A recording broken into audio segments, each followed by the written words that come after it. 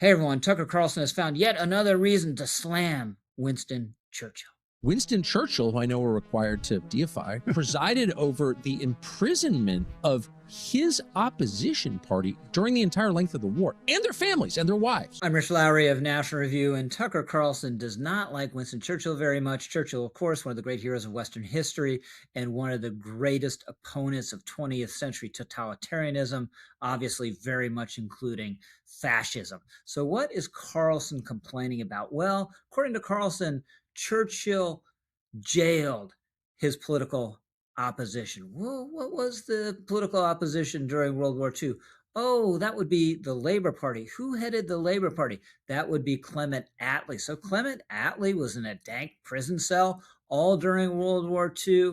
No, you know what he did during World War II? He was deputy prime minister. He served in a unity government in the UK. So far from being in a prison cell, he was an active participant in the British government, this opponent of Winston Churchill. And you know what happened in 1945? In 1945, Clement Attlee defeated Winston Churchill in a free and fair election. This was a shocking outcome to the rest of the world because even then, Churchill is clear. He's a world historical figure. And here he stood in election and was defeated. So that's how a free society works. So what is Tucker Carlson talking about when he says that Churchill jailed the opposition party? Well, here's more. They're rotting in prison away from their little kids, in some cases their infants. And their crime was being the opposition party and being disloyal and unpatriotic. They weren't. The opposition party was led by a First World War war hero who fought not just as, a pilot in the sky, but and in the trenches, like one of the great war heroes, former member of parliament the country ever produced. And he and his wife and his compatriots and their wives were interned without charges by Winston Churchill for the duration of the war. And that happened in Britain. This is so hilariously dishonest. Carlson is talking about Oswald Mosley. Mosley was not the leader of the opposition during World War II. He was a fascist. And the idea that he was one of Britain's great war heroes of all time, come on. He served honorably in World War I, but he was in a plane crash, hurt his leg, was invalided out. Honorable, but not a great war hero. We're not talking about Wellington or Nelson or even Churchill, who was much more of a hero in the Boer War than Mosley ever was in World War I. But he was a member of parliament, good-looking guy, charismatic guy, eloquent speaker, but utterly noxious politics. He crashes out of the Labor Party, then he forms the British Union of Fascists. You can get a pretty good idea what the party was about via its flag. That's not the flag of a small L liberal or small d Democratic party. Oswald basically gave up on parliamentary democracy, basically gave up on British capitalism, and thought that radical measures were needed to arrest Britain's supposed decline. His party had black shirts, just like in Italy, engaged in brawls in the streets, just like in Italy. In fact, here's Oswald in the mid-1930s with Mussolini. Oswald, of course, was an anti-Semite. Here's one quote. For the first time, I openly and publicly challenged the Jewish interests of this country, commanding commerce, commanding the press, commanding the cinema, dominating the city of London, killing industry with their sweatshops.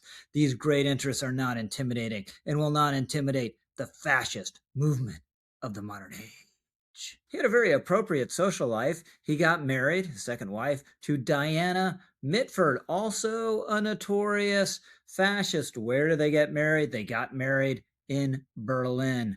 Where in Berlin did they get married? At the home of Joseph Goebbels. Who was also there? Adolf Hitler. So what's the context for Mosley's eventual detention? Well, Nazi Germany is sweeping through Western Europe and winning the Battle of France. The Germans soon enough will be on the other side of the channel, and there'll be very serious and understandable invasion fears in the UK, and we'll see the Battle of Britain with the Nazis attempting to knock out British air defenses in preparation for a no-kidding invasion. And they think this guy, Mosley, is on the other side.